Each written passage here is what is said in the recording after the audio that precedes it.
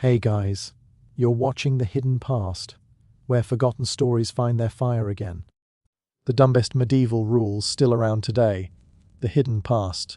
Picture this: a cold medieval night. The castle torches flicker, the streets smell of wet hay and wood smoke, and somewhere in the village square, someone's getting fined for wearing the wrong color hat. Welcome to the Middle Ages, a time when common sense was a crime, and the rules of life were less about logic and more about keeping you in your place. This isn't the world of dragons and knights you see in fantasy movies. No, this is the real medieval world. A place where if you bathed too often, people thought you were spreading the plague, where eating meat on the wrong day could get you excommunicated, and where laws were written not to protect you, but to remind you didn't matter. In those days, rules weren't just rules. They were a way of life, tangled together with fear, faith, and a little bit of madness. And the funny part, some of those rules never really went away. They just changed costumes. The age of rule over reason. Imagine living in a world where everything, absolutely everything, needed permission. You couldn't marry without the church's blessing. You couldn't travel without the Lord's approval. And you definitely couldn't eat, dress, or even bathe without someone's opinion on whether God would approve. People back then didn't really think in terms of right or wrong, the way we do. They thought in terms of holy or sinful, pure or dirty, worthy or unworthy. And the people who made the rules, the nobles and the clergy, made sure those rules always tilted in their favor. It was called the Great Chain of Being. The idea that everyone had their place, from king to beggar, set by God himself. Move out of your place, question your status, and you weren't just breaking the law. You were defying heaven. So when a peasant dared to wear a bit of silk, or a farmer spoke out of turn to a priest, people didn't just get angry, they got scared. Because to them, this wasn't rebellion. It was blasphemy. Rules built on fear, let's be honest. The medieval world ran on fear. Fear of sin, fear of punishment, fear of being the one blamed if the crops failed or the plague came back. That fear gave birth to some of the dumbest rules in human history, and they weren't just about keeping order. They were about control. The church, the crown, and the local lords all competed for power, and the best way to keep power was to keep everyone afraid of doing the wrong thing. So they made rules for everything. What to eat, what to wear, when to laugh, who to marry, when to confess, even when to wash. It sounds ridiculous, right?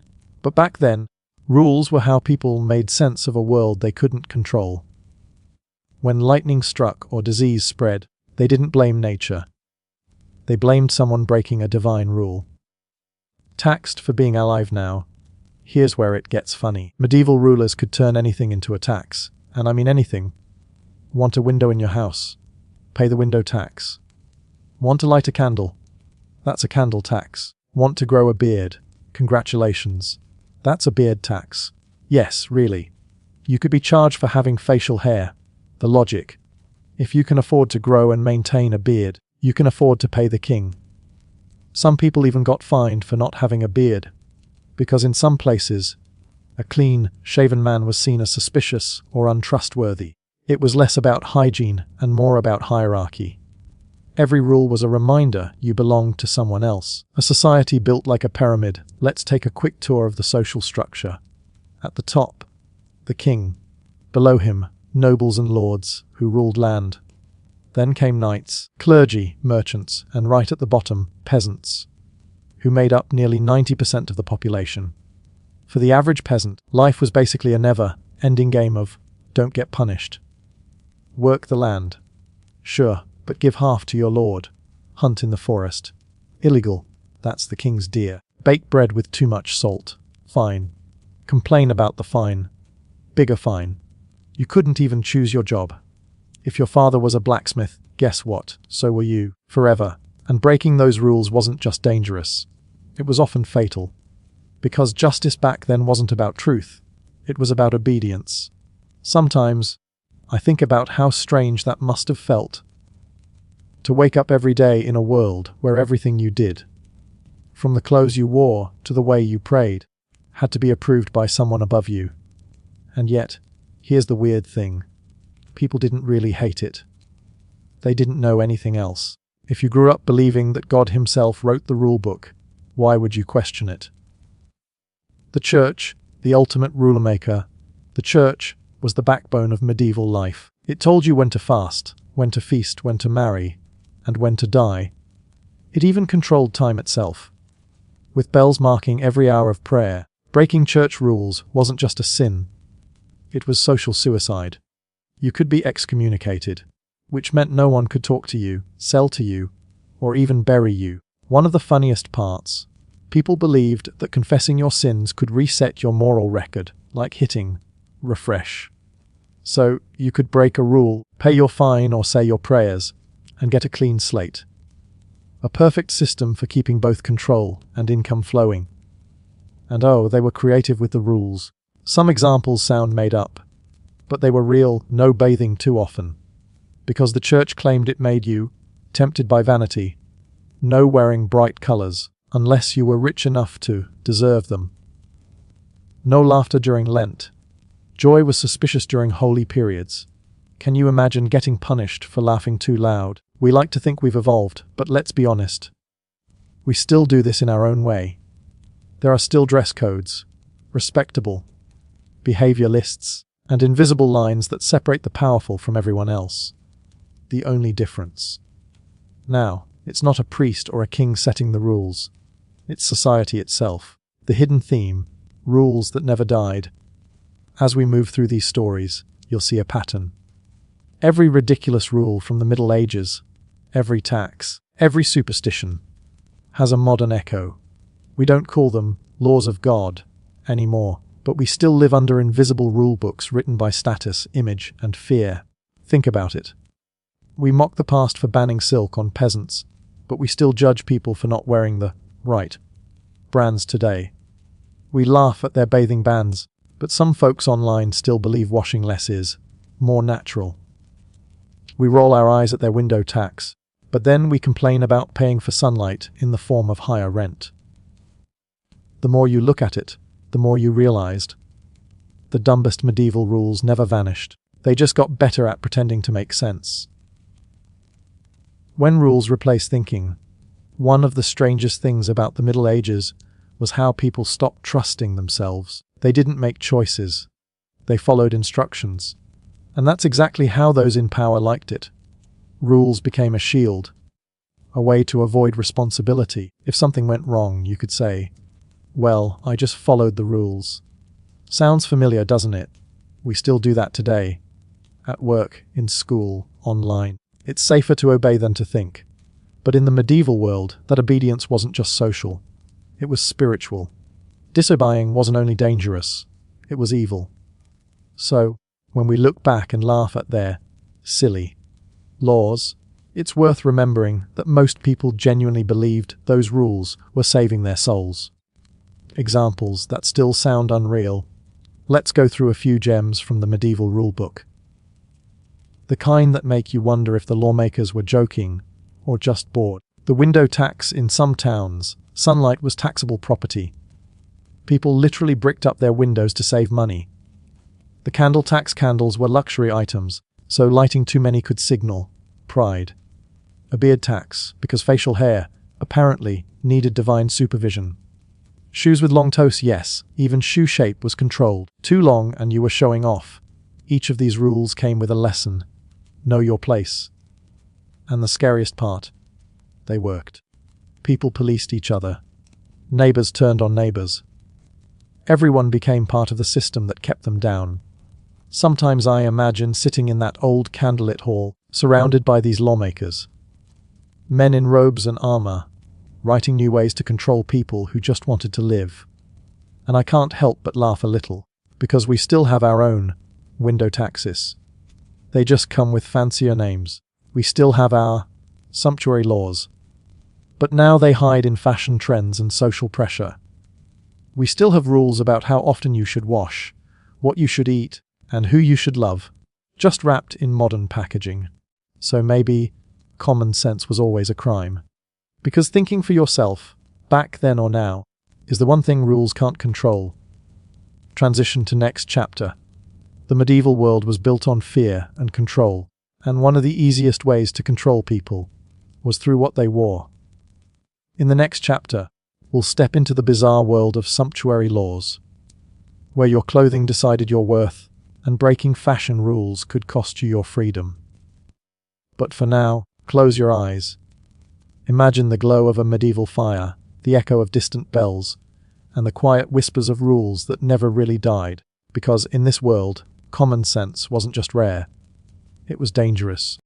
If you think today's fashion police are bad, wait until you meet the real ones from the Middle Ages. Because back then, dressing the wrong way wasn't just embarrassing, it was illegal. Yep. In medieval Europe, people were actually arrested, fined, and even humiliated for wearing the wrong clothes. It was called the sumptuary laws, and they were basically the world's first dress code for society. Except, this one wasn't about matching uniforms or looking neat. It was about reminding you where you belonged. A clothes that told your rank. Let's set the scene. It's a bright morning in a medieval town square. Bakers are yelling, fresh bread. Blacksmiths hammering at iron. A few chickens running around like they own the place. And there, in the middle of the crowd, a woman walks by wearing a silk veil. Everyone stops. You can feel the judgment in the air, because silk was illegal for anyone who wasn't noble. If you were a commoner caught wearing it, you could be fined, whipped, or worse, shamed in public. That veil wasn't just fabric. It was a crime. A soft chuckle. It sounds ridiculous now, but the medieval world believed that clothing defined morality. If you dressed above your station, you were seen as rebellious. If you dressed below it, you were seen as lazy or dishonorable. Basically, there was no winning, unless you were rich. The rule book of fashion. The idea behind all this nonsense came straight from the top. Kings and queens believed that if everyone looked like they belonged to a certain class, society would stay stable. So they passed sumptuary laws. Long, boring lists of who could wear what. Here's how it went in some parts of Europe. Only nobles could wear purple, crimson, or gold thread. Knights could wear certain furs, like ermine or fox. Merchants could wear good linen, but no velvet. Peasants were stuck with rough wool and dull brown or grey. Basically, the colour of mud. Even the size of your hat, the shape of your sleeves, and the length of your shoe points were all carefully regulated. Shoes with long toes were a status symbol. The longer your toes, the higher your rank. By the late 1300s, noblemen were walking around with shoes so long they had to be tied to their knees, with little gold chains. Practical? No. But fashionable? Oh, absolutely, if you could afford the fine. Why they really did it now? The official excuse was to maintain social order. But the real reason? Jealousy and fear. The nobles didn't want commoners looking rich, because that made them feel less special.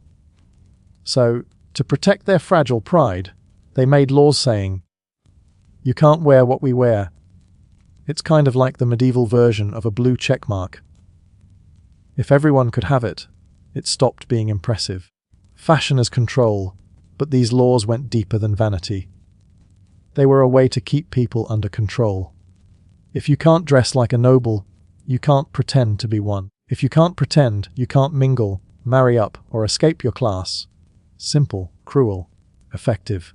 Even the church supported these rules. Priests preached that fancy clothes were signs of pride, one of the 7 deadly sins. So dressing humbly wasn't just smart. It was holy. And if you broke that rule, you weren't just breaking the law. You were insulting God. The absurd details. Some of the actual laws were so specific they sound like someone's weird personal grudge list. In England, under Edward III, commoners couldn't wear cloth made of silk or velvet, girdles with silver buckles, boots made from fine leather. In France, they banned short tunics on men because they encouraged immorality. In Italy, women couldn't wear pearls unless they were noble-born. And in Florence, there was even a special team of inspectors called the Ufficiali del Donne, literally, officials of women. Their job, to walk the streets, stop women, and measure their sleeves to make sure they weren't too fancy. Imagine that tie, fashion police, with measuring sticks. It's funny until you realize how real the fear was. People got reported by jealous neighbors. Tailors could be fined for sewing illegal fabrics. Families were shamed if their daughters dressed too richly. All for trying to look nice. The price of pretending, of course. Some people still tried to cheat the system. A wealthy merchant might secretly buy velvet, or a farmer's wife might add a ribbon she wasn't supposed to afford. If they got caught, the fine could be huge, equal to months of income. But many thought it was worth the risk. Because clothes weren't just decoration, they were power. If you looked rich, people treated you differently. And in a world where upward mobility was nearly impossible, a fancy sleeve was one of the few ways to dream. The church joins the catwalk. Even the church had its own strict dress code. Monks wore simple brown robes to symbolize poverty. Nuns covered their hair entirely, not just for modesty, but as a sign of obedience. Meanwhile, bishops and cardinals walked around in gold, threaded robes, jeweled rings, and hats tall enough to double as furniture. The irony was never lost on the common people. There's even a record from a 14th century preacher complaining about the clergy dressing like kings. But nothing changed, because hypocrisy, it seems, was timeless. What it looked like day to day. If you could time travel back to a medieval street, you'd spot a person's social rank from a mile away. Peasants wore coarse brown or grey tunics, tied at the waist with rope. Their shoes were rough leather or just cloth wraps. Merchants dressed in better, dyed fabrics, greens, blues and reds, but never too bright. They had caps or short cloaks, practical but decent. Nobles were the walking rainbows of the medieval world. Gold embroidery, fur trims, hats like towers. The richer the color, the higher the power. And if you saw someone breaking that pattern, like a peasant in silk, everyone noticed. You'd probably hear whispers. Who does she think she is? Did he steal that? Blasphemy? In a society obsessed with order, standing out was dangerous. When fashion became a language, the funniest part is that people didn't even need these laws after a while. They had already been trained to obey them. Fashion became a language everyone understood. You could read a person's entire life story just by their clothes, their class, their job, even their moral worth. And just like today, it created insecurity. People were constantly worried about being judged, about not looking right. So in a way, medieval people weren't that different from us. They just had fewer filters and no Instagram. Modern parallels, old rules, new wrapping now. Here's the twist. We still do this. Sure, no one's going to fine you for wearing silk today. But modern society still has its own invisible, sumptuary laws. They just sound like, dress for the job you want. Look professional? Don't wear that, it's not appropriate. And just like in the Middle Ages, they usually benefit the people already on top. Think about it. Expensive brands, designer suits, luxury watches. They all say one thing: I belong to a higher class. Sound familiar? The only difference is, today we enforce these rules socially, not legally. No one will drag you to court for wearing the wrong shoes. But they might drag you online. The medieval mindset never really died. It just evolved into fashion hierarchies. We replaced kings and queens with influencers and CEOs. We replaced fines with judgment and robes with dress codes. But the idea is the same. Your worth is visible, and it's stitched into your clothes. A touch of irony: back then, peasants were told to dress modestly, so they didn't upset the nobles. Today, we're told to dress modestly, so we don't upset society. Different reason, same rule. Even the phrase, knowing your place, it's medieval. It was literally used in these clothing laws, and in a weird way, we still live by it. Reflection. The comfort of uniformity. There's something oddly comforting about rules, even ridiculous ones. They give us structure, predictability, a sense of belonging. In the Middle Ages, that comfort came from knowing your outfit told everyone who you were. You didn't have to explain. You didn't have to prove yourself. But it also meant you could never become more than that. A peasant stayed a peasant, not because they lacked skill or courage, but because their clothes said they didn't deserve better. A quiet act of rebellion yet. Once in a while, someone dared to break the rule. A merchant's daughter wore silk at a festival. A farmer's son tied a bright blue ribbon around his sleeve. Small acts, easily missed. But to them, it was rebellion, a way of saying, I am more than what you tell me I am. And maybe that's the real heart of the story, because every time someone bent the rule, just a little, they chipped away at a world built on appearances. They planted the seeds of individuality, the same seeds that would one day grow into the idea of freedom. So next time you're getting dressed, think about it. The colors, the fabrics, the logos, all those choices still whisper echoes from the past. Maybe your hoodie would have been banned 700 years ago. Maybe your favorite shoes would have been considered too noble. But you wear them anyway, and that small act, that freedom to choose, is something most medieval people never had. In the next chapter, we'll explore another strange way the Middle Ages controlled daily life. Not through fabric or color, but through food. Because if you thought being told what to wear was bad, wait until you see what happened when the church decided to tell everyone what to eat. If you think your diet is strict, try living in medieval Europe, where what you ate wasn't decided by your doctor. It was decided by the church. Yep, there was a time when dinner wasn't just food. It was a test of your soul. And the church was the ultimate food cop. They told you when to eat, what to eat, how much to eat, and most importantly, what not to eat. Welcome to the church's kitchen. Let's set the scene. It's the year 1350. You're a peasant farmer in a small English village. You've worked 12 hours in the fields, you're starving, and all you want is a bit of roasted meat and bread.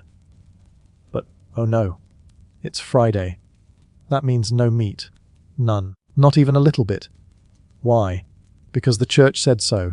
Friday was the day Christ was crucified, so eating flesh was forbidden. You could eat fish instead, because apparently, fish wasn't real meat. Makes total sense, right? Fishy logic. Here's where things start getting creative.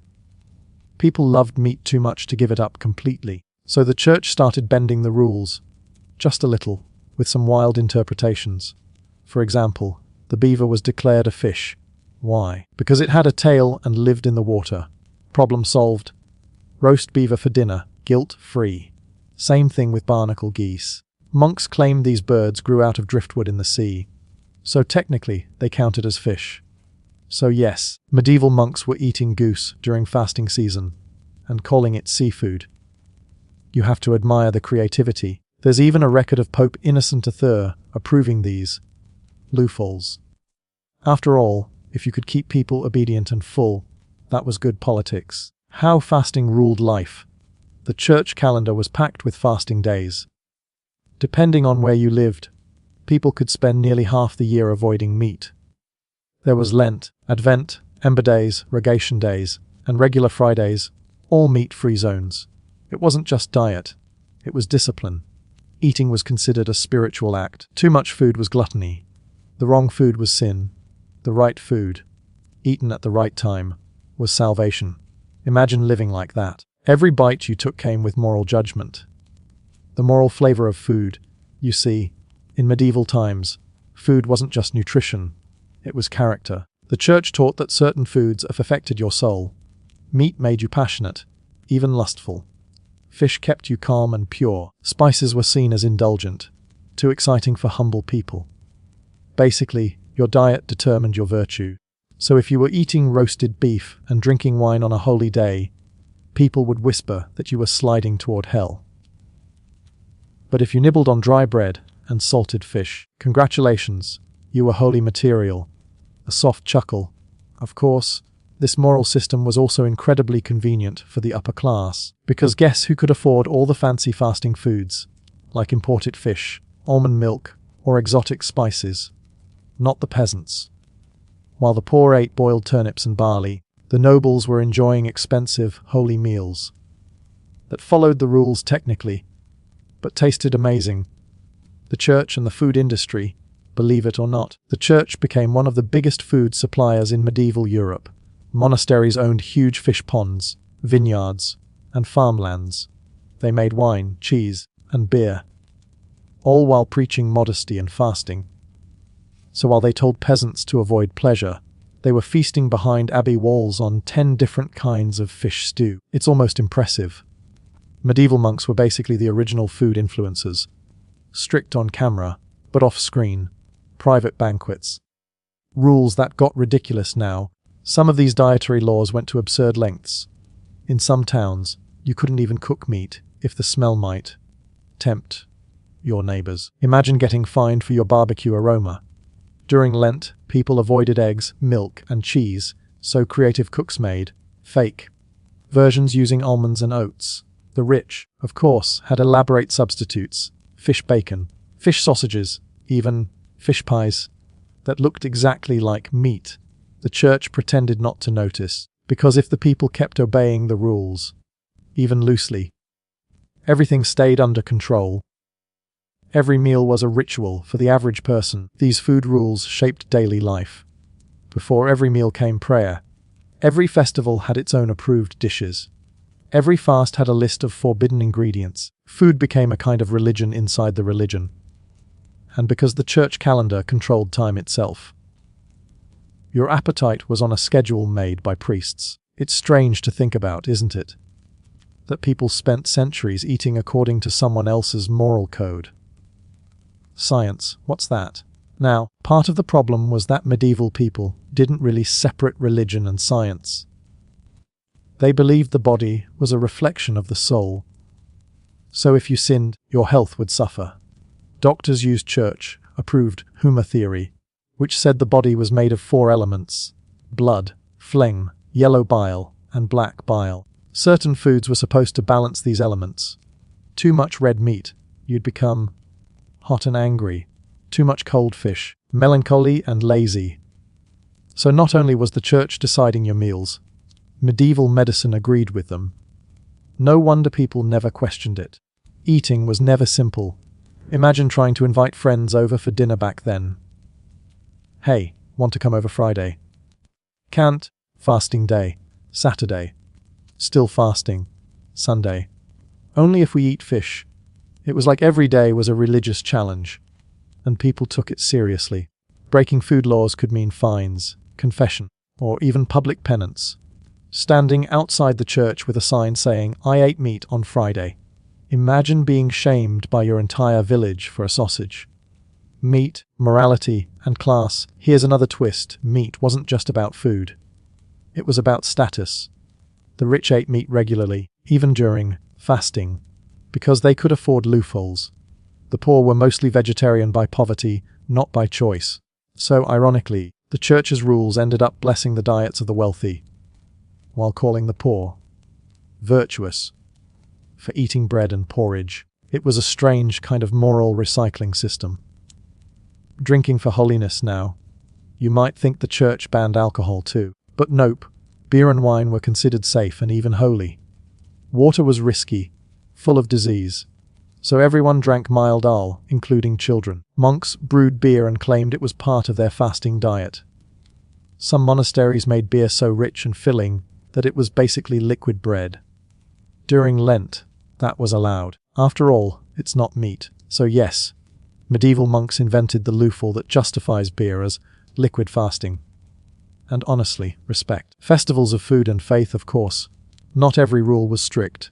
There were feast days too. After long fasts came huge celebrations. Easter, Christmas, Saints' Days, when all the forbidden foods came flooding back. People roasted oxen, baked giant pies, and drank enough wine to forget they ever fasted. It was like a medieval cheat day, except blessed by God. These feasts were a release valve, keeping people loyal and happy. The church gave them permission to indulge, just on schedule. Smart move. The irony of control. When you look closely, it's easy to see what the church was doing. By controlling what people ate, it controlled their bodies, their time, and even their cravings. You weren't just eating food. You were eating obedience. But here's the kicker. Many of those medieval food rules still echo today. Think about it: religious fasting in different faiths, good and bad, foods in modern diets. The idea that self-control equals virtue. We may not call it sin anymore, but moral judgment still follows what's on our plates. Modern parallels, same rule, new packaging. We still live in a world where food carries status. Veganism, organic diets, low-carb lifestyles, all come with social meaning. Some people judge others for eating meat. Others judge people for not eating meat. Either way, it's still moral theatre, just without the church robes. Even clean eating has that same medieval ring to it, purity through food. It's the same old game, just played in health apps instead of cathedrals. The everyday struggle, imagine how stressful it must have been back then. Every meal came with a question: will this please God? But people adapted. They invented creative recipes, found loopholes, and turned fasting into an art. In fact, some of the best medieval recipes came from fasting restrictions: rich sauces, almond-based substitutes, creative stews. It's funny, even under pressure, humans find ways to make life a little tastier.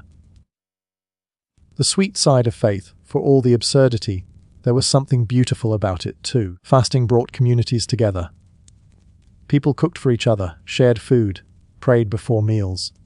Even if the rules were strict, they gave people rhythm, a sense of time, a connection to something bigger. And after the long hunger came joy, the feast, the laughter, the celebration. That balance between denial and reward was the heartbeat of medieval life. Reflection. The spiritual appetite, the deeper truth behind all these food laws, wasn't really about diet. It was about discipline.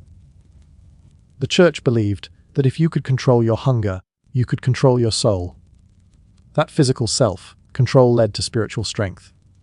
It's a strange idea, but kind of poetic. And it still lingers in how we talk about willpower, temptation, and guilt-free eating. So in a way, we're still following the same old logic, just without the Latin prayers. So next time you're having dinner, and someone gives you a look for your food choices, just remember. People have been judging each other's plates for 1,000 years. From the monk measuring your fasting to the friend counting your calories. Different faces, same old story. The church may have lost its monopoly on menus, but the idea that food defines morality never really left the table. In the next chapter, we'll move from the kitchen to the courtroom, where justice wasn't about evidence or fairness, but about boiling water, red-hot irons, and divine guesswork, because in the Middle Ages truth was something you had to bleed for. Picture a courtroom. You stand accused, not by evidence, not by witnesses, but by fate itself. There's no lawyer, no jury, no right to remain silent. Just a priest, a crowd, and a pot of boiling water waiting to decide if you're guilty. Welcome to medieval justice, when law. Maint luck, the medieval world had a strange idea of fairness. If something bad happened, a theft, a fire, a death, someone had to be blamed. And since there were no detectives, fingerprints, or forensics, they turned to the next best thing, God's judgment. Because obviously, the Almighty had nothing better to do than referee peasant disputes. So they invented what they called trial by ordeal. Basically, let's hurt you and see if God saves you. If you survived, you were innocent. If you died, well, clearly guilty. Problem solved. Soft chuckle, tone dry and ironic. They honestly believed that God would intervene to protect the righteous. So a man could walk through fire, hold burning iron, or sink into a river, and his pain or lack of it would prove the truth. Because nothing says justice like second-degree burns. The ordeal of fire. One of the most famous versions was the ordeal of fire. Imagine standing barefoot before a church altar, with a glowing piece of iron resting in the flames. The priest sprinkles holy water, chants Latin blessings, and then hands you the red, hot bar. You have to carry it 9 feet, place it down, and then have your hand wrapped and sealed for 3 days. If, after those 3 days, your wounds looked clean, you were innocent. If not, well, too bad. The funny thing. The same priest who performed the ritual also inspected the wounds. So basically, the system relied on the honesty of the guy who worked for the church. What could possibly go wrong? Historians later discovered that many innocent people somehow ended up not burned at all. Why? Because priests would quietly cool the iron beforehand, especially if they thought the accused was telling the truth. In other words, medieval trials were basically God's justice stage, managed by clergy. The ordeal of water. Then there was the ordeal of water, the crowd favorite. Here's how it worked. You'd be tied up and thrown into a river.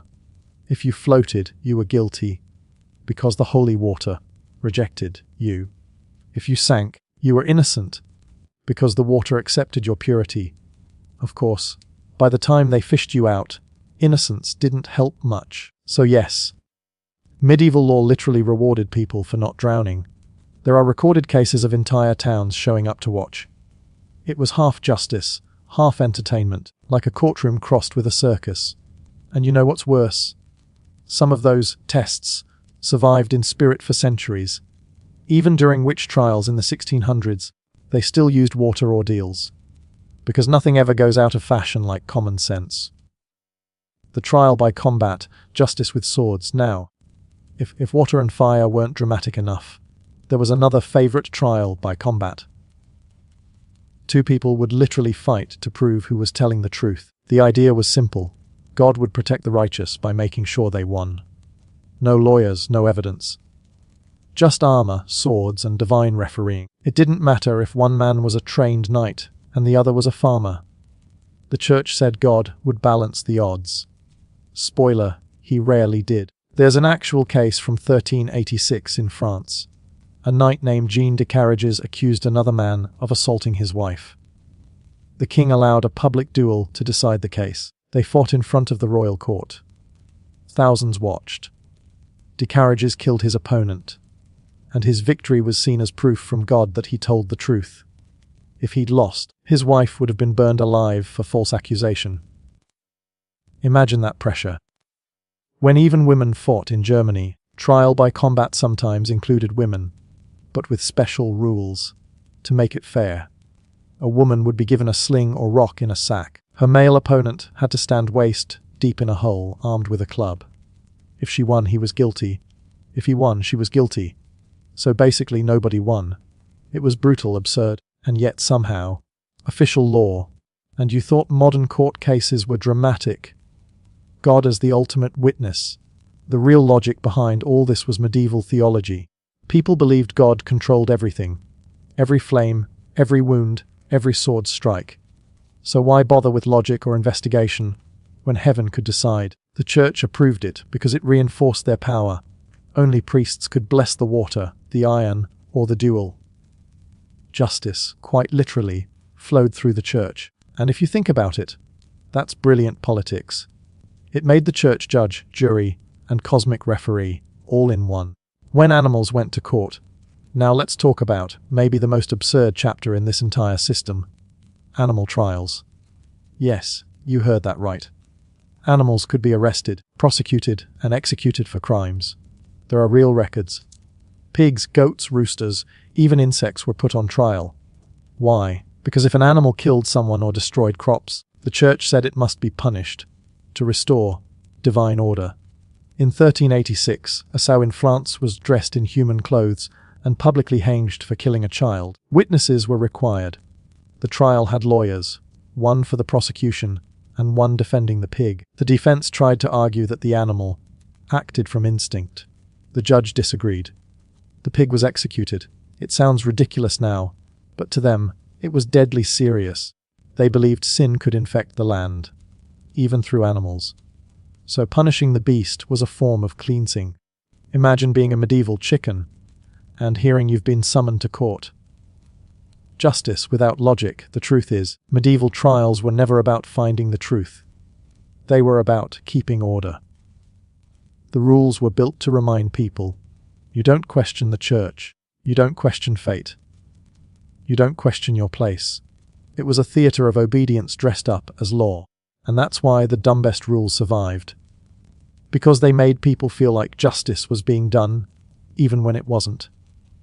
Confession or death, in many cases, justice was just torture until confession. Racks, whips, Iron maidens, tools of truth, they called them. The logic was twisted. If you confessed, you were guilty. If you refused, they tortured you until you confessed, proving you were guilty. That's like playing chess with a pigeon. No matter what move you make, it knocks over the pieces and claims victory. The power play, all these absurd rules, served one purpose: control. If the church and nobles could decide your guilt through fire, water, or combat, then justice became a tool of fear. It made the poor obedient and the powerful untouchable. Because let's face it, when the accused is a duke, nobody's dunking him in a river. When superstition wrote the law. It's strange, isn't it? How easily humans trade reason for ritual when they're afraid. The medieval world didn't understand germs, psychology, or motive. So they filled the gaps with miracles and magic. If the harvest failed, someone must have sinned. If lightning hit your barn, a witch must have cursed you. If someone drowned, God was angry. Everything was law, but nothing made sense. And yet, can we really say we've moved past it? We still have public outrage trials, online witch hunts, and cancel verdicts handed out by mobs with zero evidence. Different tools, same instinct. The need to see someone burn for the story to feel complete.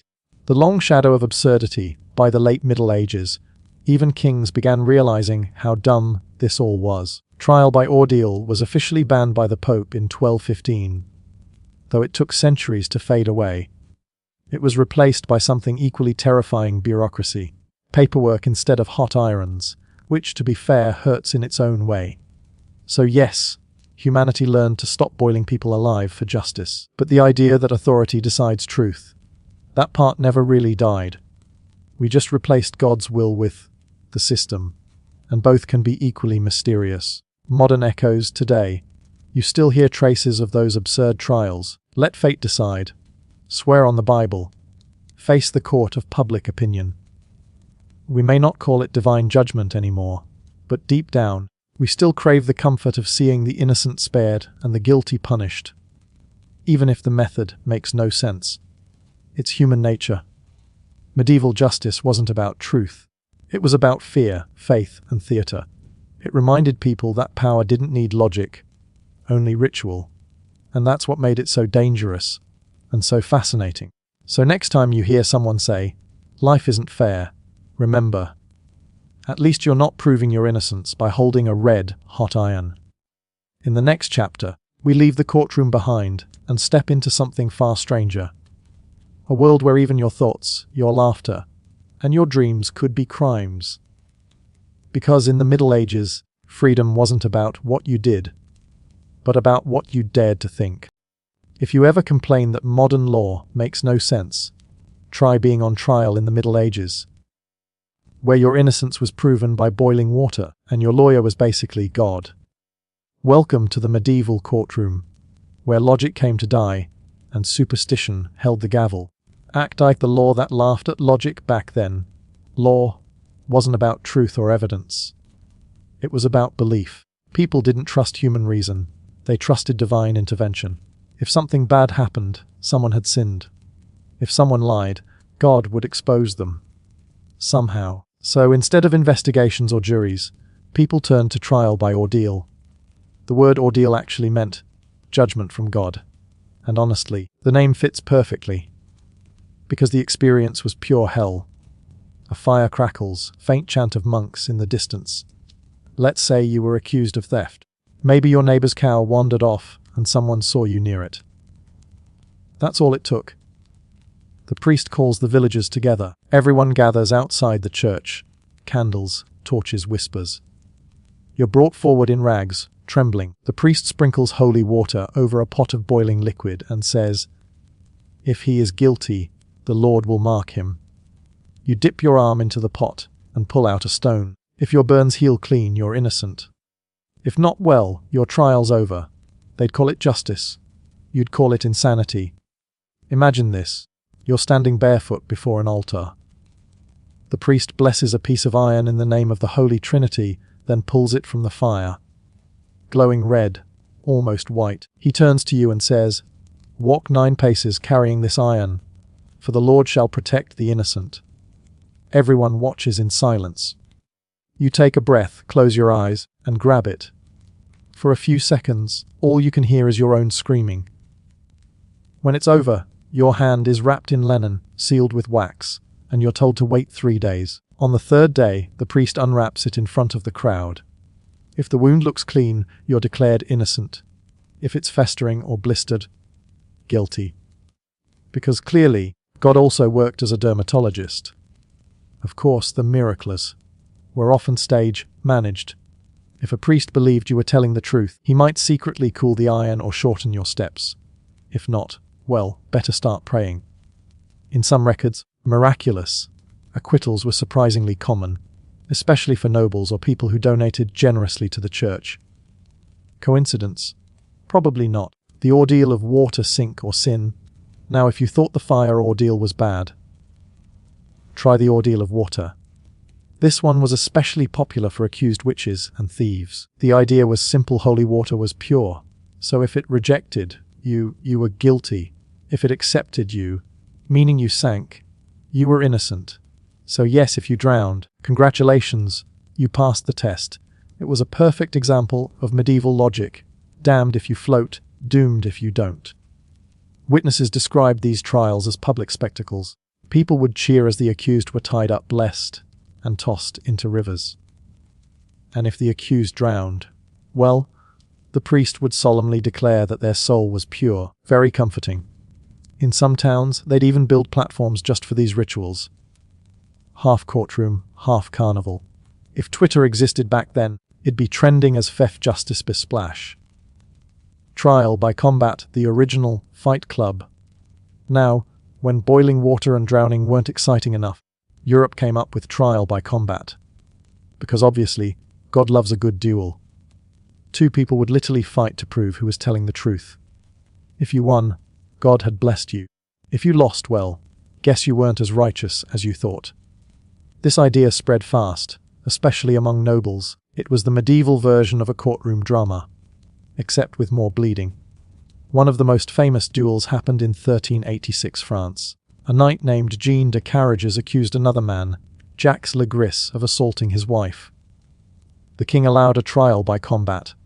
Thousands gathered in Paris to watch. De Carriages fought fiercely, killed his opponent, and the court declared him victorious, and therefore innocent. If he had lost, his wife would have been burned alive for false accusation. So yeah, no pressure. When women fought men, and in some parts of Germany, they even allowed women to fight men in fair duels. But to make it a quarrel, the man was forced to stand waist deep in a pit with one arm tied behind his back, while the woman used a rock in a sock.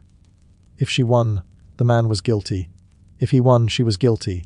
Either way, the crowd got their entertainment, because nothing says justice like domestic violence with an audience. God as judge, jury, and executioner. At the core of all this madness was one belief: God doesn't make mistakes.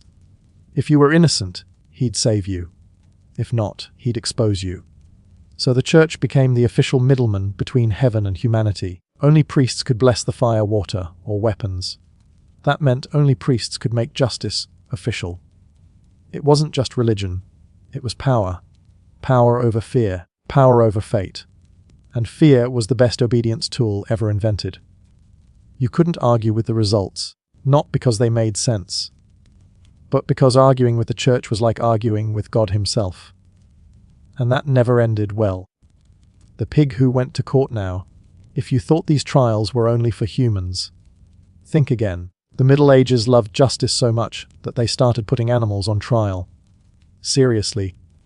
There are dozens of real records: pigs, roosters, goats, even insects, all dragged to courtrooms and sentenced by human judges. The most famous case, in 1386, a sow in France was accused of killing a child. The court appointed her a lawyer. Yes, an actual human lawyer, who tried to argue she acted on instinct. The judge disagreed. The pig was found guilty and hanged in public, dressed in human clothes to honor the law. Imagine explaining that to future generations. Once upon a time, we executed a pig to please God. And here's the wild part. The lawyer defending the pig was later paid by the town. So technically, It was a fair trial, just extremely stupid. The Rooster and the Devil's Egg, another record from 1474, tells of a rooster in Switzerland, put on trial for laying an egg. People believed that a rooster's egg could hatch into a basilisk, a mythical creature born of the devil. So naturally, the rooster was convicted of sorcery and burned alive. That's right. Even poultry weren't safe from the justice system.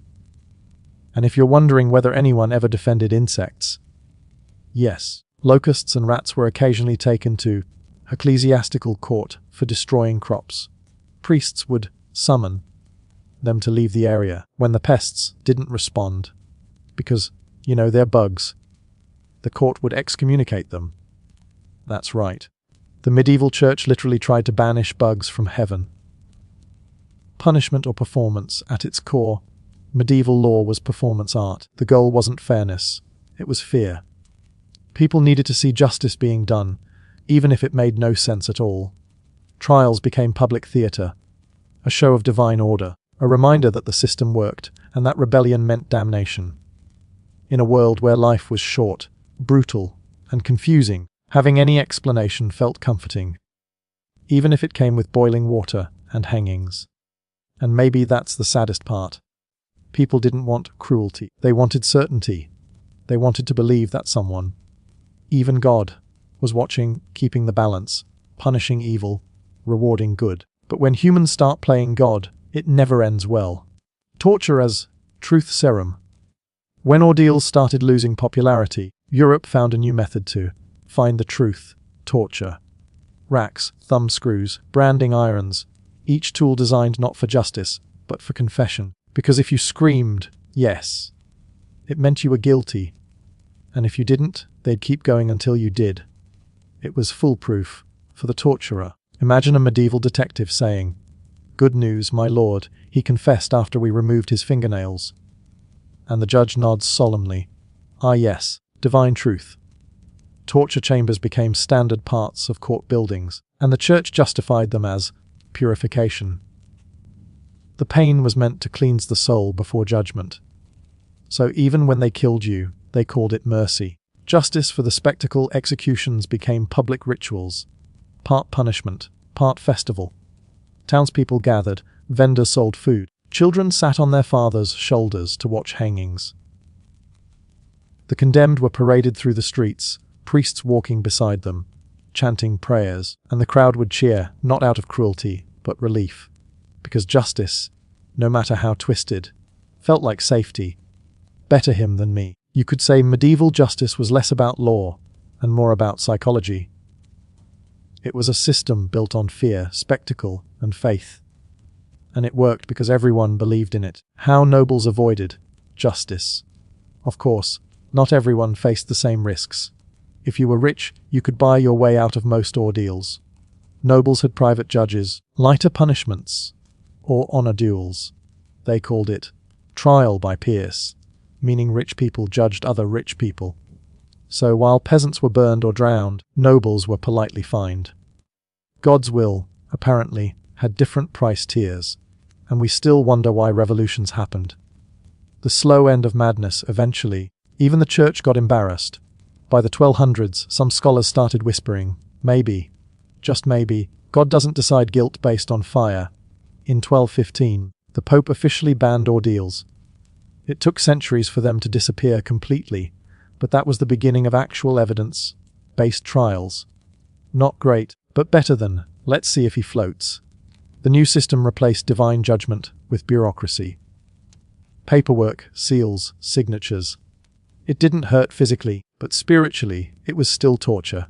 So in a way, the medieval ordeal never really ended. It just changed uniforms. Echoes in modern life, and honestly, we haven't escaped the absurdity. Public shaming, online outrage, trial by media, cancel, culture.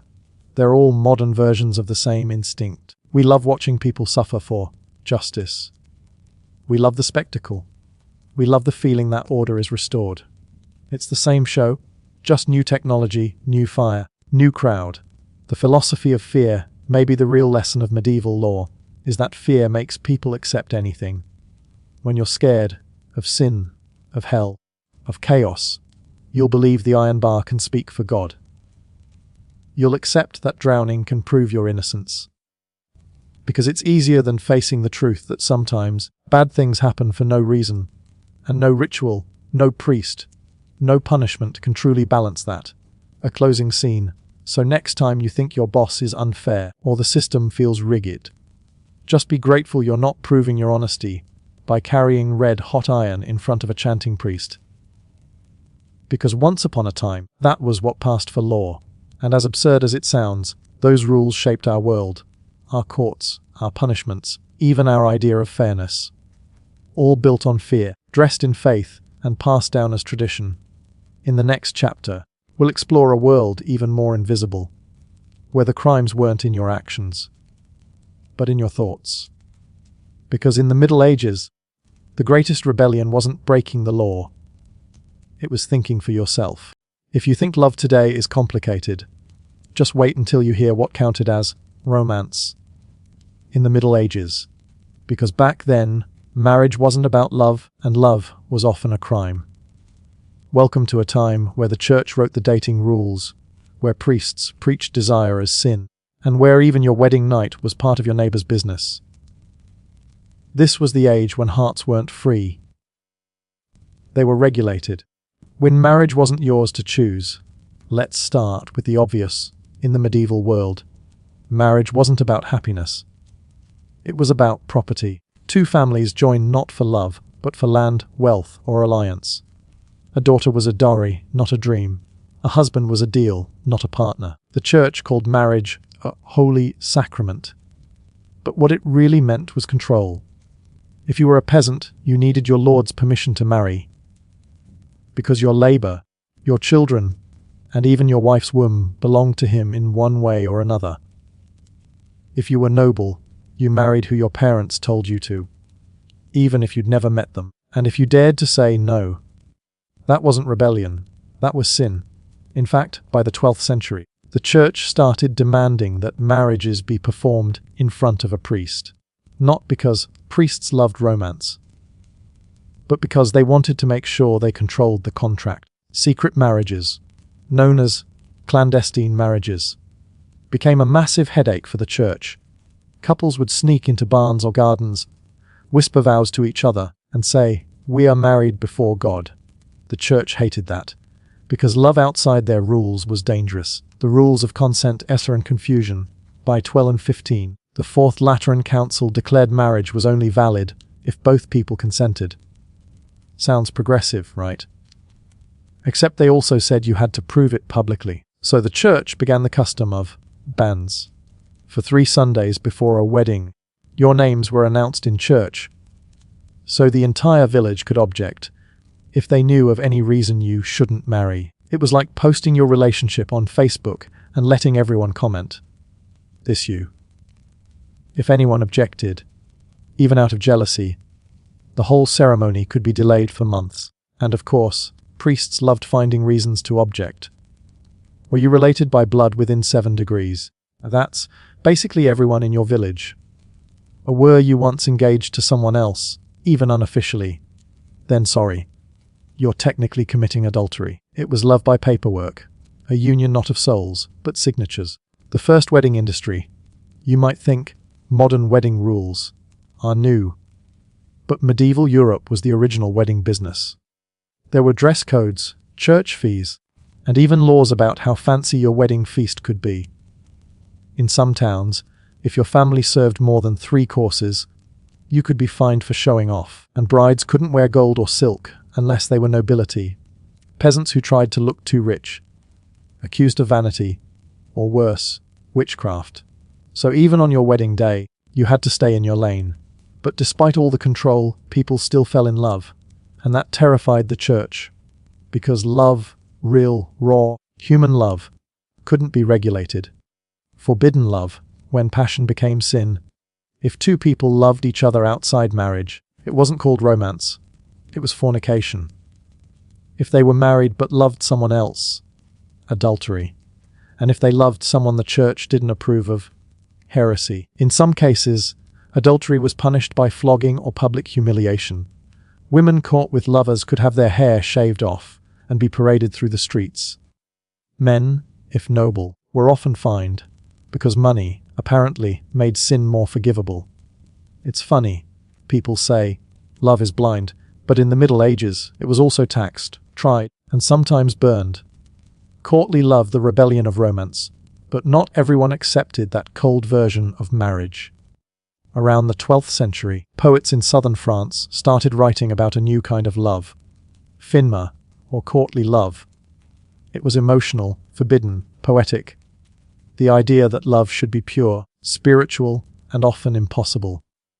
Knights wrote songs for married noblewomen, vowing loyalty and suffering for their affection. They claimed that true love didn't need marriage, because marriage was just a contract, and the church hated it.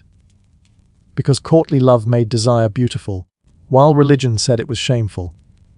One of the most famous tales was that of Lancelot and Queen Guinevere. Their forbidden love symbolized the struggle between passion and duty, between the human heart and the divine order. It was fiction, but it reflected a truth medieval people felt deeply, that love wasn't sin. It was survival. The confession booth and bedroom secrets, the church, even tried to control what happened after marriage. Especially in the bedroom, priests taught that sex was only for making babies. Pleasure for its own sake was sinful. There were rules, and I mean literal, written rules, about which days you were allowed to sleep with your spouse.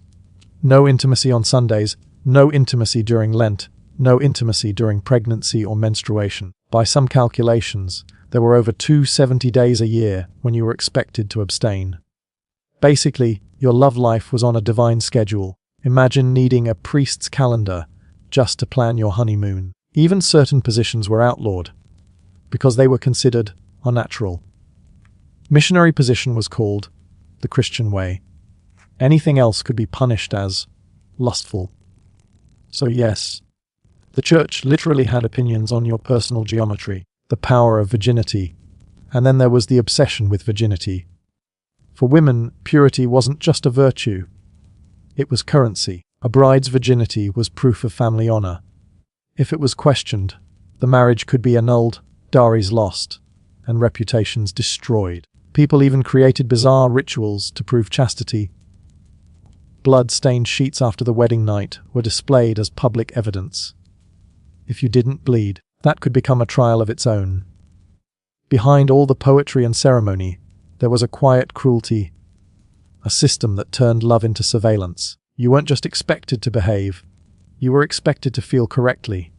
Desire became guilt, affection became confession, and freedom, emotional or physical, was almost impossible. The rare stories of real love, but somehow, love always finds a way.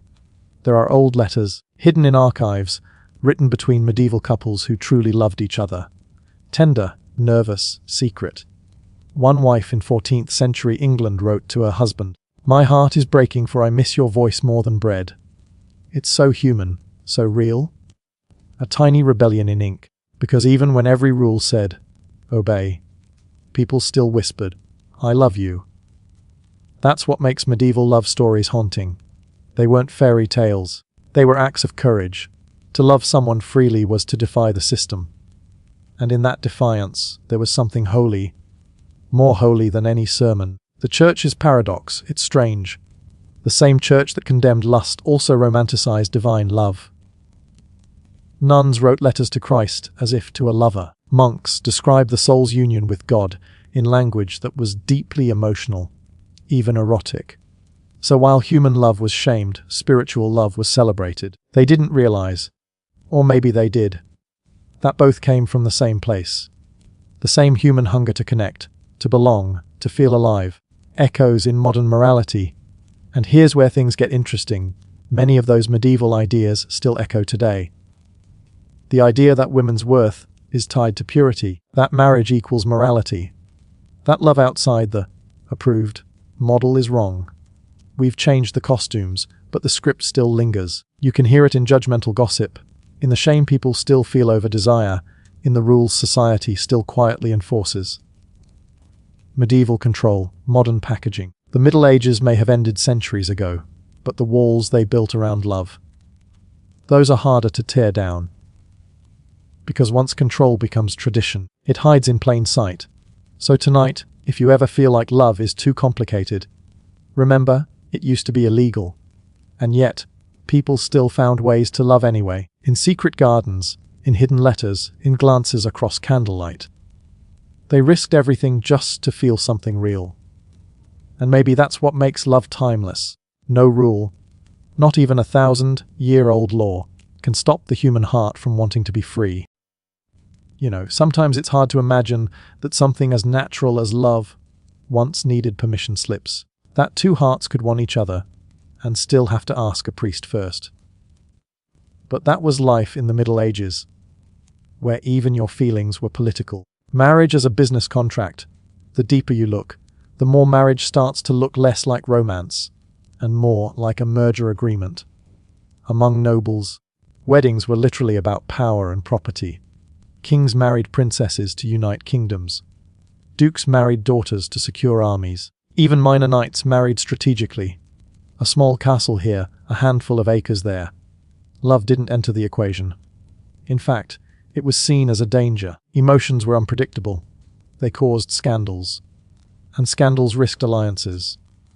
So, instead of choosing someone you loved, you chose someone who came with benefits. Some marriage contracts from the 13th century were detailed enough to include how many servants the bride was owed, what jewelry she'd bring, and how many chickens she could keep for herself. In one document from northern France, a groom agreed to marry a woman in exchange for 2 cows and a barrel of cider. Romantic? No, but practical. Very. Royal love the loneliest lives, even kings weren't immune to loveless unions. Take Eleanor of Aquitaine, married at 15 to the future King Louis VII of France. She was brilliant, beautiful, and outspoken, everything a medieval king did not want in a wife. When she gave birth to daughters instead of sons, the church whispered that she was cursed. Her marriage was annulled after 15 years, and within months, she married Henry of Anjou, who became King Henry Tyre of England. Together they ruled an empire, and eventually tried to kill each other. So much for holy matrimony. Love was too dangerous for kings, too distracting, too unpredictable. That's why their lovers, the mistresses, became legends of their own. The church condemned them, but the poets adored them.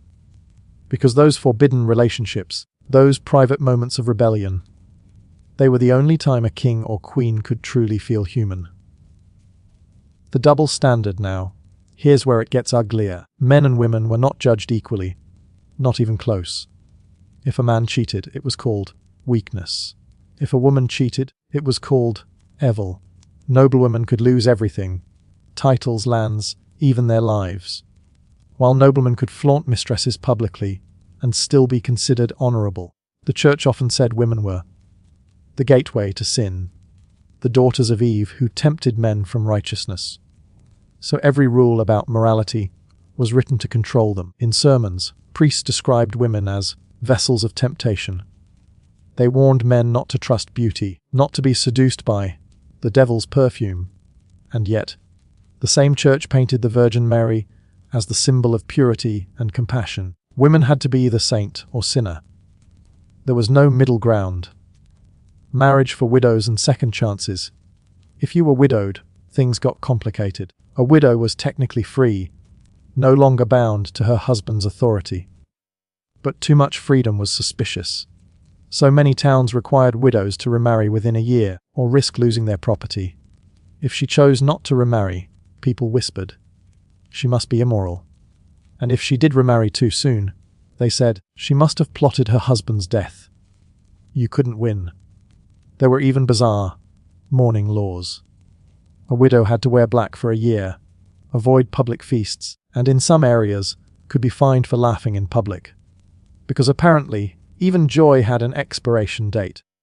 The marriage bed, a public affair.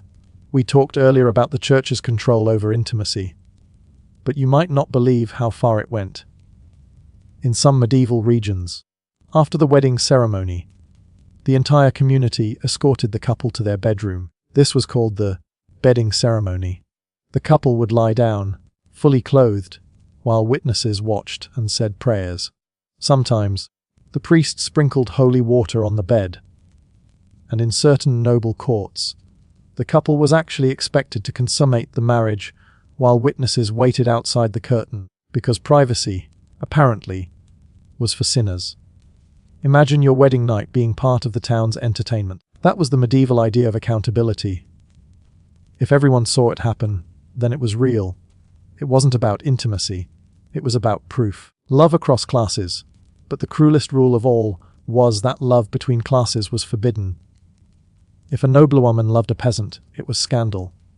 If a peasant boy loved a lady, it was fantasy. Those stories filled the songs of troubadours, traveling poets who sang about impossible love. A poor knight pledging eternal devotion to a rich lady, knowing he could never touch her. It was tragic, but beautiful. Because even though it couldn't exist, people wanted to believe it could. The secret letters. There's one story from 14th century England about a scribe and a noblewoman who fell in love through letters. He copied documents for her estate. She slipped him notes hidden between parchments. They wrote for years, never meeting in private. When the affair was discovered, the man was imprisoned and the woman was sent to a convent. But her last letter survived. It ends with one line: God forgive the love he made too strong for the world. Even through parchment, you can feel her heart breaking. Love and heresy. By the late Middle Ages, romantic love itself was seen as suspicious. The church preached that too much passion was a distraction from devotion. Monks and nuns were warned not to form special friendships. Married couples were told to avoid lustful attachment. Even love poetry was sometimes condemned as sinful. In 1311, a bishop in England banned local songs about lovers, calling them devil's whispers. Imagine banning love songs and thinking that makes you holy. Even Romeo and Juliet would have been burned before Act LA. The control of desire, and yet, despite all the rules, the medieval world was obsessed with desire. They couldn't stop thinking about it. So they tried to control it, label it, and punish it. There were confession guides for priests that listed every possible sin of the flesh. Some were so detailed, you could tell the authors had a little too much imagination, and people confessed endlessly because they truly believed desire was dangerous, something that could pull their souls toward damnation. But the real tragedy is this: people started believing that love and guilt always had to come together. That happiness must be paid for. That joy was suspicious. And that idea never really went away.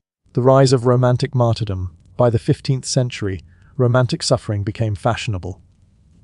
Poets wrote about dying for love, about unrequited passion as a form of holiness. Lovers began to see heartbreak as proof that their feelings were pure. The more pain, the more sacred the love. It's poetic, yes, but also tragic, because it taught people that love wasn't meant to heal, it was meant to hurt beautifully. And in some ways, we still carry that myth today. The idea that if love doesn't destroy you a little, it's not real. A medieval inheritance, quietly living in modern hearts. Village gossip and moral policing. Of course, morality wasn't just enforced by priests. It was enforced by your neighbors. In small medieval towns, gossip was the main justice system. If you spent too much time with someone not your spouse, people talked.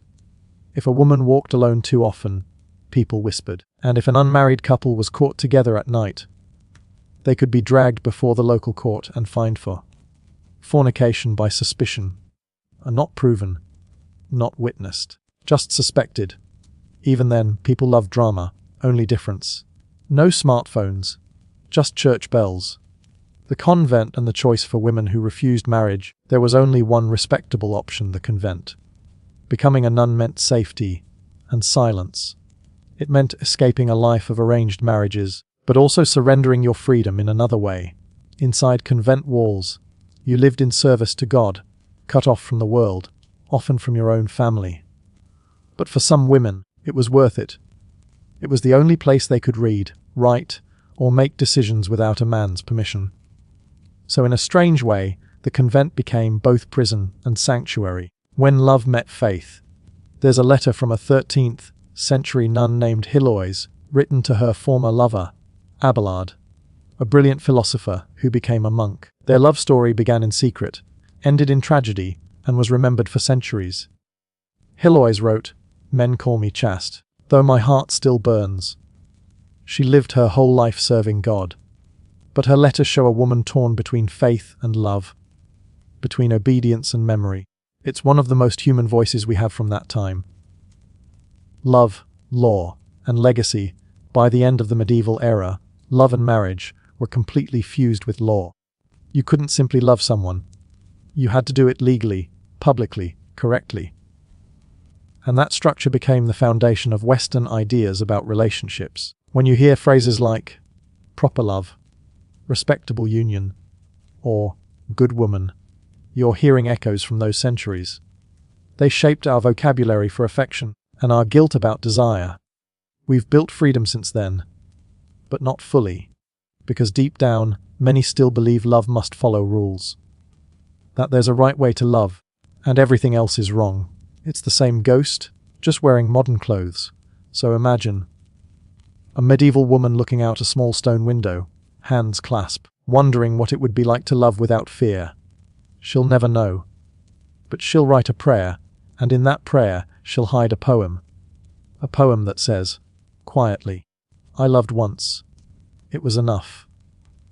Because that's the truth that survived all the sermons and rules. Love always finds a way to speak, even when it's forbidden.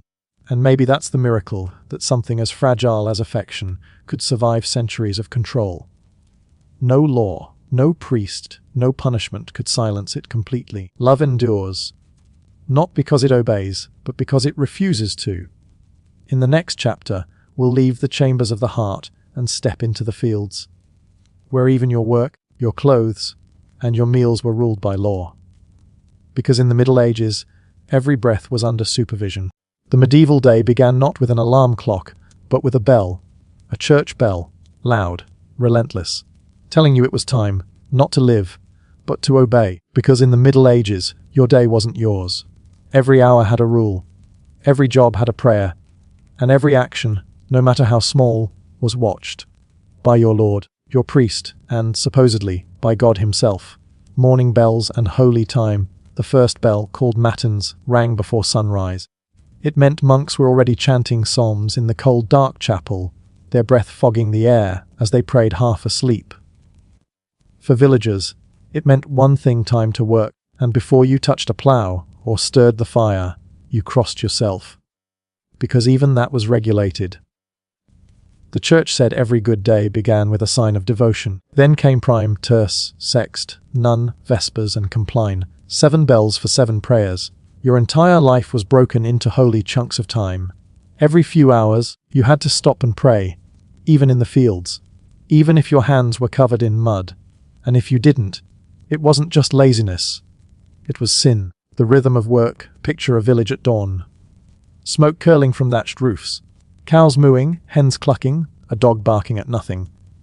The men gather tools, wooden ploughs, dull sickles, iron so rusty it squeaks when it cuts. The women knead bread, milk goats, fetch water from the well. And all of it happens under rules. There were guild laws for craftsmen, manorial laws for peasants, and church decrees for everyone. If you were a blacksmith, you couldn't make shoes on Sunday. If you were a baker, you couldn't bake lighter bread for the poor. If you were a farmer, you couldn't plough on holy days, even if your crops were dying, because the Lord's day came before survival. Work was not just labor, it was worship. You didn't work for money, you worked for salvation. The church preached that every form of work was a spiritual test. If you were born a peasant, that was your divine punishment for Adam's sin. If you accepted your suffering patiently, you might earn a better place in heaven. So, poverty wasn't injustice. It was God's plan. Convenient, isn't it? Even the nobleman who taxed you believed his wealth was proof of divine favor. The system fed itself. Everyone stayed in their lane, and the church blessed the hierarchy. The medieval worker was told, "Do your duty without complaint." But complaint was everywhere. You could hear it in the songs they sang. Field songs that turned into jokes about lords. Chants that mocked the priests under their breath. Because when you spend 14 hours plowing for someone else, faith can start to sound like sarcasm. The rules of the manor. If you lived on a manor, your lord was your law. He owned the land, the mill, the forest, and sometimes your time. You couldn't hunt your own dinner. The rabbits, deer, and fish all belonged to him. If you were caught setting a trap, you could lose a hand, or worse. Even gathering firewood was regulated. You could pick up fallen branches, but not chop a tree, because trees were property. Imagine freezing in winter, and still having to ask permission to stay warm. And if that wasn't enough, you even paid rent to use your lord's grindstone. That's right, to grind your own grain, you had to pay a milling tax. If you dared use a hand mill in secret, the penalty could be public humiliation. Your mill broken, your grain confiscated. The system was genius, in an evil sort of way. Every need turned into a tax. The church's labor rules. The church didn't just bless the idea of work. It micromanaged it. Certain jobs were considered more holy than others. Priests, holy knights, necessary merchants, suspicious, actors, entertainers, or midwives, practically witches. If your work didn't serve God, it was looked down upon. But even the monks weren't free. They had strict rules of labor. The rule of Saint Benedict said, "Idleness is the enemy of the soul." Monks worked in silence, farming, brewing, copying texts, and every action was spiritualized. Planting seeds became a prayer. Grinding wheat became an act of penance. So while peasants worked for survival, monks worked for purity. Both exhausted, but for very different rewards. Guilds, the medieval job police. By the 13th century, cities began to grow, and so did trades. Blacksmiths, masons, tailors, and bakers formed guilds. Early versions of unions, but stricter. They set prices, hours, and quality rules. You couldn't just start baking bread on your own. You needed permission, apprenticeship, years of unpaid labor before earning a master title. If you broke guild law, even once, you could be banned from working entirely. And the guilds worked hand in hand with the church. Every trade had a patron saint. Before you started your workday, you prayed to your saint, asking not for profit, but forgiveness. So, yes, even medieval plumbers prayed before unclogging things. Women's work, the unpaid empire. And what about women? Their labor was constant, but almost never counted. They spun wool, brewed ale, tended gardens, birthed babies, and managed homes made of dirt and smoke. Yet legally, their work belonged to their husbands. Their time wasn't theirs either. A woman's role was to be helpful. If she earned money, it automatically went to her husband's account. Even widows who ran businesses had to sign their documents, under male oversight. Still, many women quietly defied that rule. They became alewives, midwives, healers, and market sellers. They worked not for glory, but to keep their families alive.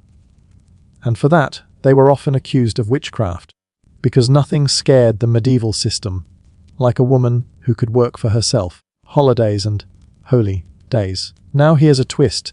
The Middle Ages actually had a lot of holidays. In some areas, up to 1/3 of the year was non-working. Saints' days, feasts, church festivals, harvest fairs. Sounds great, right? Except those days were also mandatory. You couldn't work, you had to attend mass, and you had to give offerings. Money, food, or candles. So even rest came with a cost. And if you skipped, sin. Again, the church claimed to give people time to rest. But in truth, it gave them time to remember who was in charge. Every bell, every prayer, every rule. A gentle reminder that your life was not your own. The daily bread of fear for peasants. Even eating was ritual. You blessed your food before every meal. You couldn't eat meat on Fridays. During Lent, 40 long days. You survived on fish, bread, and soup so thin you could see the bowl through it. Breaking that fast was a moral crime. And guess who sold the forgiveness? The church. A coin, a confession, and your soul was back on track. For now, the law of the fields. Medieval farmers lived by the open field system. The land was divided into strips, shared by dozens of families, and every crop was planted by schedule. You couldn't decide when to sow or reap. The Lord Steward told you, and the church told him. If you planted early, they called it greed. If you planted late, they called it laziness. You were never right. But you were always guilty. Even the animals were under rules. Pigs had to wear wooden collars so they didn't damage crops. Dogs needed bells. And cows.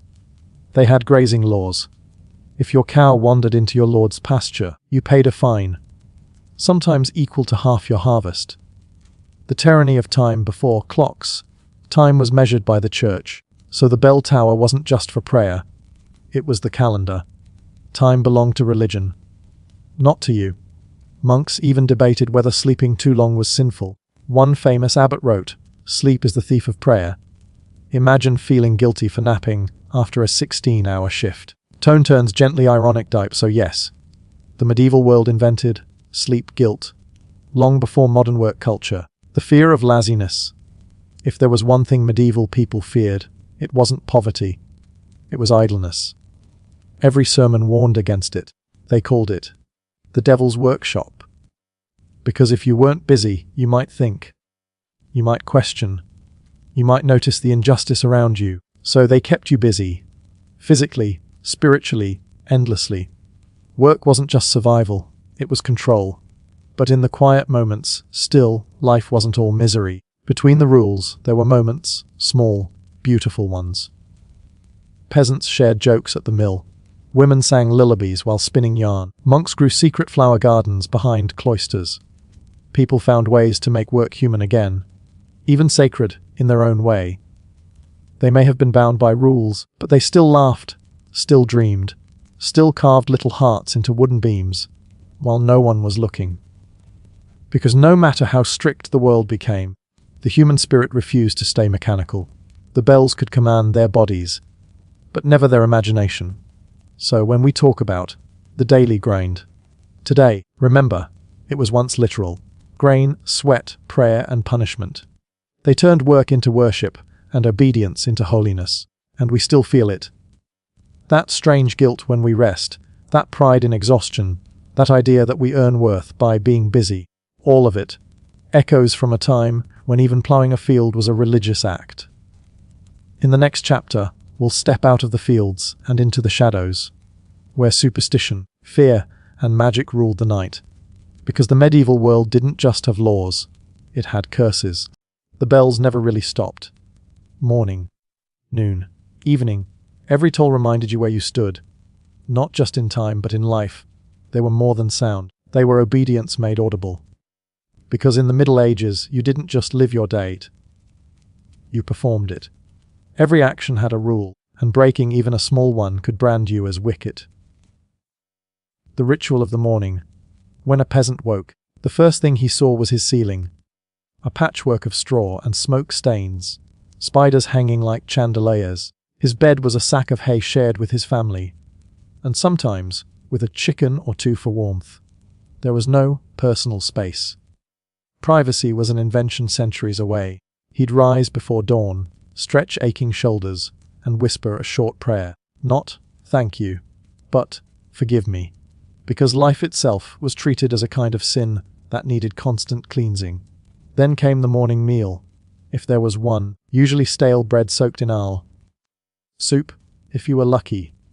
And a reminder, don't eat too fast, don't speak while chewing, don't forget to cross yourself. Because even breakfast had rules. Village life in motion.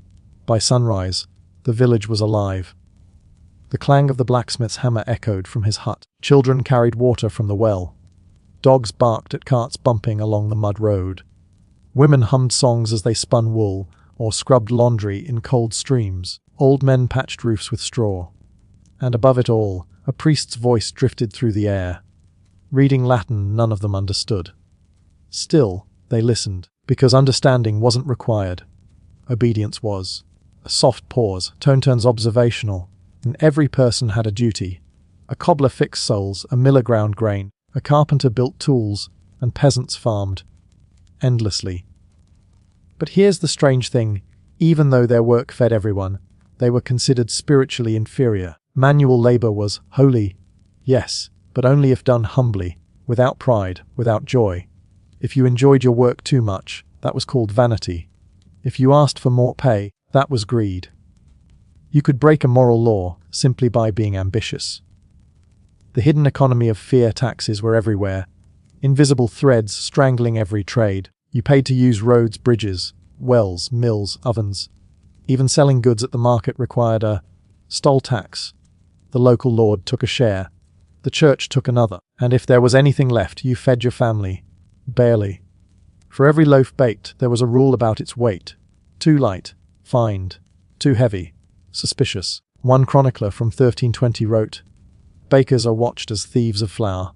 Imagine that, being accused of stealing from your own dough. Ale, bread, and survival in medieval villages. The most common drink wasn't water, it was ale. Water could kill you, ale was safer. Even children drank it daily, but brewing ale came with hundreds of regulations. Alewives, mostly women, had to mark their houses with a special broomstick sign. If the ale was too weak or too strong, they could be fined, whipped, or even shamed in the town square. And if the local priest caught you brewing during a fast period, that wasn't a fine. That was sin. So yes, even your pent was judged by God. A chuckle softly. Somehow, heaven cared deeply about beer foam, the Lord's labour laws. Let's visit a small manor around the year 1280. The peasants work the land from sunrise to sunset. But it's not their land. Every week, they owe the Lord a set number of labour days, called corvée. That means ploughing his fields, repairing his fences, or cutting wood for his fire. For free. If you refused, you could be dragged to the manorial court, fined a year's worth of income, or thrown into the stocks. There are even records of peasants being punished for ploughing, without permission. They weren't lazy. They were too hardworking. The rule wasn't just work hard. It was work for us. Our forbidden forests were life. They gave wood, game, mushrooms, honey, herbs. But under forest law, all of that belonged to the king. Ordinary people couldn't hunt deer or boar. Even collecting fallen wood could count as theft. And these weren't minor crimes. You could lose your hand, your eyes, sometimes your life. That's how Robin Hood became such a legend. Because stealing the king's deer wasn't just theft, it was rebellion's soft reflective pause. To survive, villagers invented quiet disobedience. Poaching by night. Wood gathering by accident. The kind of rule, breaking you whisper to your children, not your priest. It was their small way of saying, we still belong to ourselves. The church as timekeeper. The church didn't just govern your soul. It controlled your calendar. Each month was marked by holy days, each season by fasts and feasts. There were over 60 official feast days in some regions. Saints' days, Marian days, Rogation days, Ember days, each with its own ritual and rule. During Lent, you couldn't eat meat. During Advent, you couldn't marry. During harvest, you couldn't travel far without blessing from your priest. The church calendar was the medieval version of a to-do list from heaven, and nobody dared delete anything from it. Craftsman and the curse of perfection. Let's walk into a medieval workshop. A tailor, hunched over his table, stitching linen by candlelight. His fingers are raw, his back is bent. He's not just sewing. He's confessing through fabric. Every stitch is done under the gaze of his guild, the organization that monitored his craft. They checked his seams, measured his fabric, and even dictated the hours he could work. If he worked after curfew, he was fined. If he sold cheaper than the guild price, he was called a traitor. And when his candle burned too low, he stopped. Not because he was tired, but because working at night was considered prideful. They truly believed that ambition in the dark was the devil's whisper. The spinner's hands. Some of the hardest labor fell to women at the spinning wheel. They worked endlessly, spinning thread from wool or flax. The word spinster originally meant a job title, a woman who spun for a living. It became an insult later, because unmarried women were seen as suspicious. A woman with no husband and her own income. Dangerous. So the word for worker became a word for unwanted. That's how deep the control ran. It even rewrote the language. Right, way to rest, even rest came with rules. Sunday was holy rest, but not leisure. You couldn't play games, sing loudly, or visit taverns. That was worldly behavior. True rest meant prayer, fasting, and silence. And if you slept in on Sunday morning, someone would report you. There were actual church wardens, whose job was to patrol villages and check who skipped service. Imagine your neighbor spying through your window because you overslept. For God. Soft sigh, and rest wasn't rest. It was rehearsed holiness. Voices of the fields, we rarely hear the peasants' own words. But in a few dusty records, their complaints survived. One farmer from Norfolk wrote in 1375, God has made us beasts for the lords, and they ride us as horses. Another woman confessed to a priest, I envy my cow, for she may rest when she pleases. They weren't unfaithful. They were exhausted. And even exhaustion had to be confessed. The medieval work ethic lives on. We might laugh now. But the medieval idea of work as virtue never really disappeared. The Protestants later called it the work ethic. Victorians made it a moral duty. And now we call it hustle culture. Same guilt, new slogans. God rewards the diligent. Good things come to those who grind. The vocabulary changed. The psychology didn't. We still glorify fatigue. We still see rest as weakness. That's not modern. That's medieval. Small joys, secret rebellions still. People found ways to laugh. Farmers carved jokes into their plough handles. Women told stories while grinding grain. Children snuck into fields at dusk to play blind man's bluff before the bell. Laughter was rebellion in slow motion. It said, "We see your laws. We obey enough to survive, but not enough to break our spirit." There's something moving about that, isn't there? They lived inside a cage of duty, and still found beauty in it. They prayed because they had to. But sometimes, I think they also prayed because they needed hope that someone, anyone, was listening. The endless bell at sunset, the final bell, compline, rang. The day was over, tools put away, animals fed, doors bolted. Families knelt by candlelight, reciting prayers half by habit, half by heart. Outside, the wind carried the smell of earth and smoke. The world went silent, except for the faint sound of monks chanting in the distance. And for a few hours, the peasants slept, until the bell began again. To work without question, to obey without reward, to live for others and call it virtue. That was medieval labor. Holy, exhausting, endless. But inside that machinery of obedience, something human always flickered. A small spark of laughter, defiance, love. And maybe that's what truly kept them alive. Not the rules, not the lords, not even the faith, but the quiet, rebellious rhythm of being human, beneath the bells. In the next and final chapter, we'll step beyond reason, into the dark corners of belief, where fear ruled more than kings, and magic was law. Because in the Middle Ages, the night itself had rules.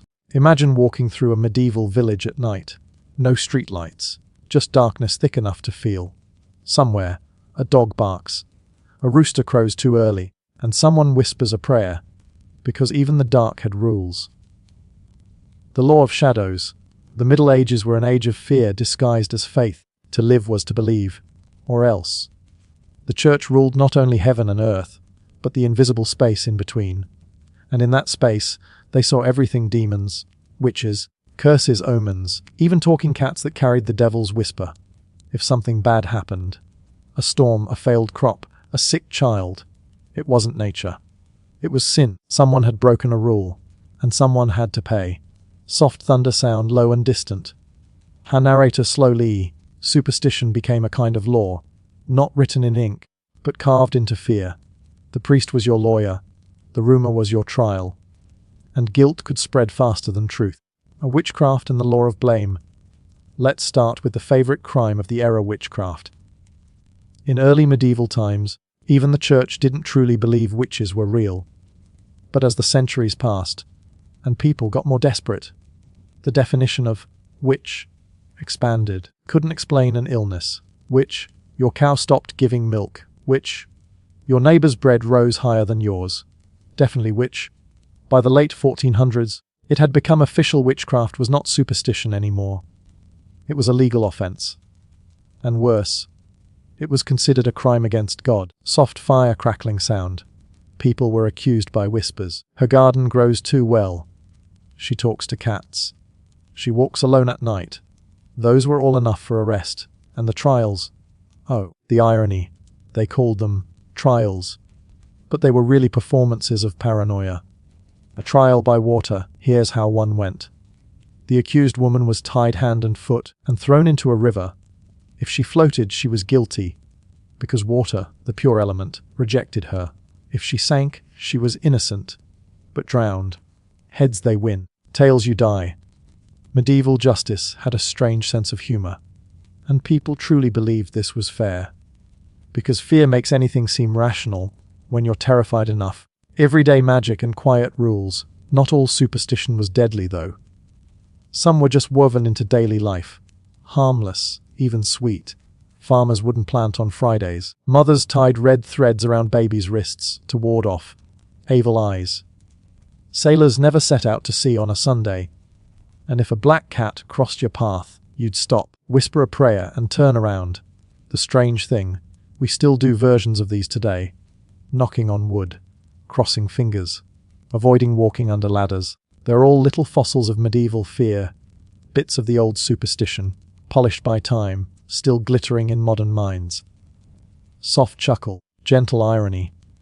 We like to think we're smarter now, but somewhere deep down, we still don't want to jinx it. When science was a sin, in an age where faith ruled everything, asking why was dangerous.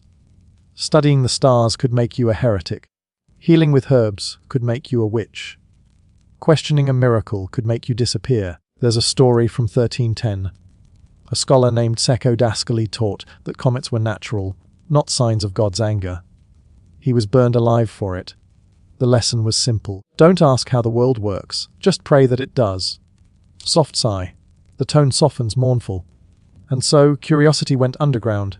It hid inside monasteries, whispered in candlelight. Knowledge became contraband. Truth became superstition's shadow. The evil eye, one of the strangest fears, was the evil eye. The idea that envy itself could curse you. If someone admired your baby too much, you'd spit over your shoulder to break the spell. If your crops were thriving, you'd pretend they weren't, just to avoid jealous glances. Imagine living in a world where being lucky could make you a suspect. The rule wasn't, don't brag. It was, don't shine too bright, or you'll be punished. Even today, we still say things like, don't jinx it, or knock on wood. We laugh, but it's the same instinct, the same echo of old, trembling fear. The clergy's paradox. Here's the weird part, while the church banned magic, it used a lot of it. Just dressed differently. Holy water, relics, charms, exorcisms. All rituals meant to fight unseen forces. The only difference between a priest's blessing and a witch's spell was who said it first. Both used words, gestures, and faith. One was holy, the other was heresy. Power was in the branding. A soft music, quiet choral hum. Eerie but beautiful. There's a Latin phrase that captures this perfectly. Credo quia absurdum. I believe because it is absurd. That was medieval logic. The less sense it made, the more divine it must be. Curses, charms, and contracts. People made strange little bargains with fate. A blacksmith would nail a horseshoe above his door. A bride would wear something old, something new. A farmer would sprinkle salt before planting. These weren't random. They were tiny negotiations with the universe. A way to say, I'm scared, but I'm trying. A fear, in a way, was the medieval glue. It kept society together. Because if everyone feared the same things, they'd follow the same rules. Death rules everything, death was everywhere. And so, it had the most rules of all. If someone died, you couldn't sweep the floor for 3 days. Or you'd sweep their spirit away. Mirrors were covered, because the soul might get trapped inside. If a bird flew into your house, someone would die soon. If you heard 3 knocks in the night, it wasn't wind. It was a warning. The medieval world didn't separate life and afterlife. They were just 2 rooms in the same dark house. And everyone lived tiptoeing between them. Soft rustle of leaves, tone becomes reflective. We still keep some of those rules, even if we don't realize it. We wear black at funerals. We say, rest in peace. We don't speak ill of the dead. all inherited from a time when people thought the dead were still listening. The fear that survived. By the end of the Middle Ages, superstition had done its job. It kept people in line, made sense of chaos, and gave fear a name. But even as science rose, even as reason dawned, those old instincts stayed in the corners of our minds. We might not believe in witches, but we believe in bad energy. We might not fear demons, but we talk about toxic people. We might not think the moon rules our fate, but we still check our horoscope, just for fun. We carry their ghosts, dressed in modern words. We are, in many ways, the most educated generation of superstitious people in history. Echoes of the absurd, the medieval world seems ridiculous now. But it wasn't stupidity. It was survival through imagination. When medicine failed, faith stepped in. When justice broke, ritual filled the cracks. Superstition was just humanity's way of explaining what hurt too much to understand. The dumbest medieval rules weren't just about ignorance. They were about fear. Fear of chaos, fear of death, fear of freedom itself. Because freedom means uncertainty, and the Middle Ages couldn't afford that. So they traded freedom for order, logic for belief, truth for comfort. And somehow, we still make that trade. Final words. So next time you knock on wood, or say, bless you, when someone sneezes, just remember, you're speaking the language of the Middle Ages. Rules so old, so absurd, they became invisible. The ghosts of a time when reason slept and superstition ruled the world. This has been the hidden past. And tonight, you've just survived the dumbest laws ever made. Sleep well.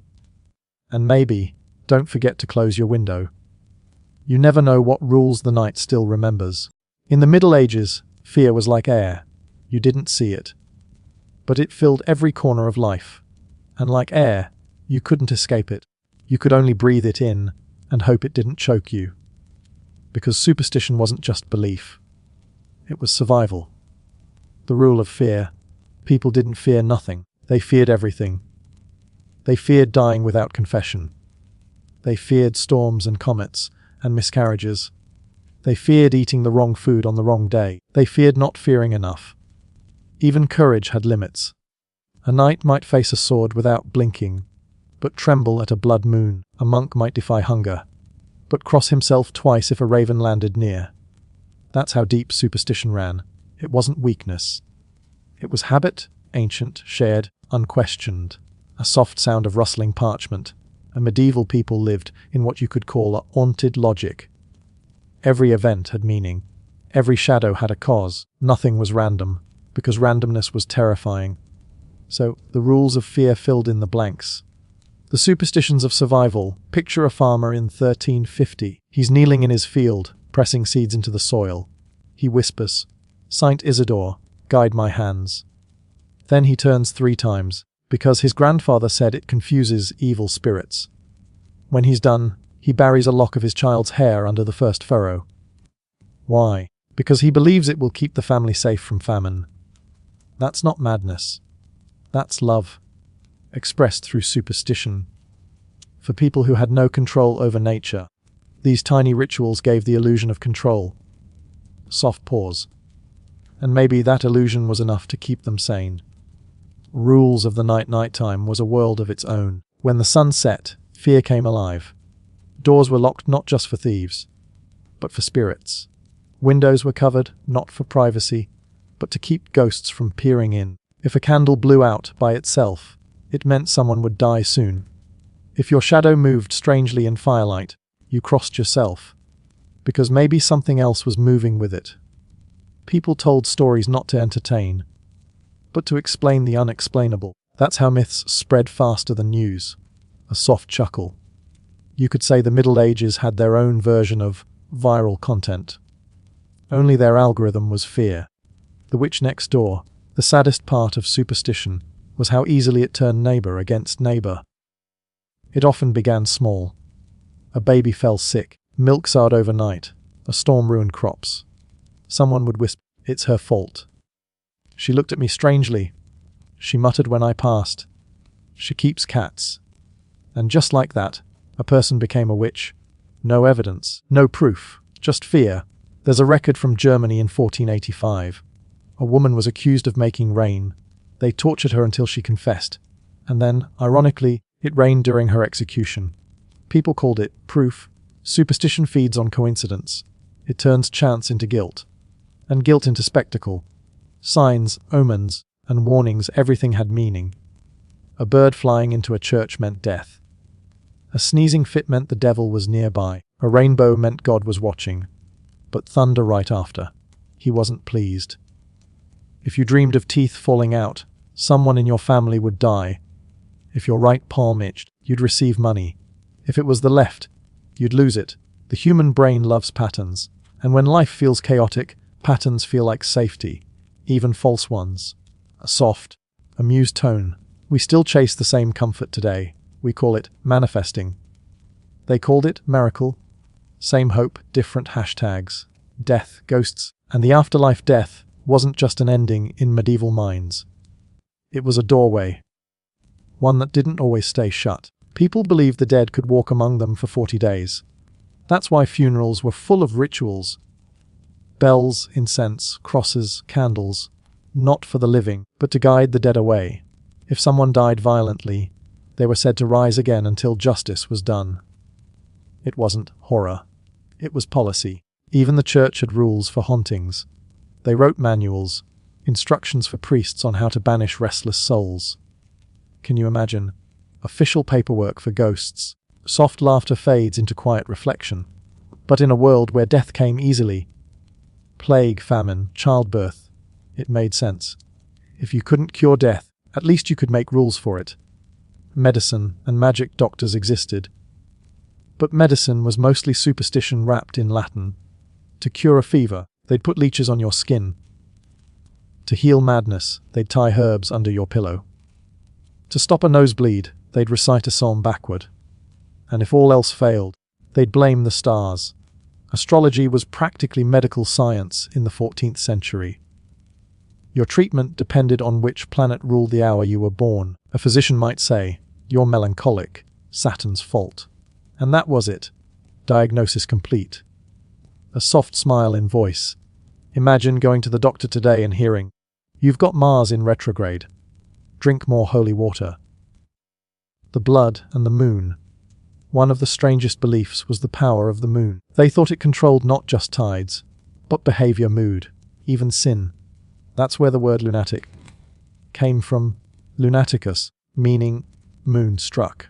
During a full moon, people locked their doors early, kept children indoors, and avoided traveling alone. Doctors warned patients not to bleed during full moons, because the body was too open to evil forces. Even menstruation was seen as a spiritual hazard. Women were told not to enter churches, touch crops, or bake bread, because holy things must not be handled by impure hands. It sounds cruel, and it was. But to them, it was order. Rules were comfort, even when they hurt. Mirrors, reflections, and souls' mirrors were rare and terrifying. People believed reflections could trap souls, so newborns were kept away from mirrors for a year. If someone died, the mirrors in their home were covered, so their spirit wouldn't get lost in glass. There's even a recorded superstition that breaking a mirror brought 7 years of bad luck. That idea is still alive today. A 7-century-old rumor we still obey. Funny, isn't it? We carry medieval ghosts in our bathrooms. The church vests the superstitious now. You might think the church tried to crush superstition. Sometimes, yes, but often, it just absorbed it. When pagan festivals were too popular to ban, they were turned into Christian holidays. The Feast of Samhain became All Saints' Day, and centuries later, Halloween. Old fertility rituals became Easter eggs. Tree worship turned into Christmas trees. The church didn't erase superstition. It rebranded it. That's how medieval faith survived, by adapting fear, not fighting it. It's easy to judge that now, but it worked. It kept people united, and fear became tradition. When everyone fears the same things, society feels safe. Even if the safety is imaginary. The laws that outlived logic. By the late Middle Ages, superstition had turned into paperwork. Parliament banned certain dances during Lent. Local councils punished people for hanging pagan charms above their doors. There were even fines for fortune-telling, unless, of course, it was done by a priest. The line between faith and magic blurred completely. You could pray to Saint Christopher for safe travel, but if you carried a carved charm of him, you were accused of witchcraft. It all depended on who approved your superstition. Maybe that's still true. We call one belief and another conspiracy, but really, both come from the same hunger to make chaos make sense. The age that never ended. By the 1500s, the Renaissance began, and science started to challenge the old fears. But superstition didn't die, it just got cleverer. Witches became folk healers, curses became bad luck, astrology turned into entertainment. Even now, the ghost of medieval fear lives quietly inside us. We don't call it superstition anymore, we call it intuition, energy, the vibe. Different words, same ancient heartbeat. We still hang lucky charms, still cross our fingers, still whisper, please, to the universe, not because we believe in magic, but because we don't trust logic to be enough. We still crave mystery. And fear, in small doses, feels like comfort. The last rule of fear. So what was the dumbest medieval rule of all? Maybe it was this one: never question what you don't understand. Because that single idea built centuries of superstition. It made ignorance holy and curiosity dangerous. It taught people to obey the unseen more than the seen. And even now, in a world full of science, screens, and reason, that old law still whispers in us: don't ask too much. Fear once ruled the world. But it didn't vanish, it evolved. The Middle Ages ended, but their shadows didn't. They're here. In every superstition we smile at, every phrase we repeat, every tiny ritual that keeps us feeling safe. It's strange how much we've changed, and how much we haven't. Because the dumbest medieval rules aren't gone. They've just learned to whisper quietly in modern voices. And that is the hidden past, where history sleeps, but never really dies. And so, our journey through the hidden past comes to an end. We've walked through forgotten streets, heard the whispers of superstition, the weight of love, faith, and fear. We've seen how people once lived, how they prayed, how they obeyed, and how their strange old rules still shape the quiet corners of our world today. Every law, every myth, every superstition you heard in these stories, they weren't just dumb rules. They were reflections of human hope, the desperate need to find meaning in a world that didn't make sense. And maybe we're not so different. We still look for signs. We still whisper wishes. We still chase the comfort of knowing why. If you've enjoyed this quiet walk through time, take a moment, not to fear, not to rush, but to simply breathe. And when you're ready, click like. Not for me, but to keep these forgotten voices alive. Tap subscribe so you can drift again into another quiet story from the hidden past. And if a thought stayed with you tonight, a rule, a story, a feeling, share it in the comments below. Because history isn't just what happened, it's what we still remembered. Thank you for watching and for dreaming through history with me. Until next time, sleep well, dream deep, and never stop wondering what else lies hidden in the past.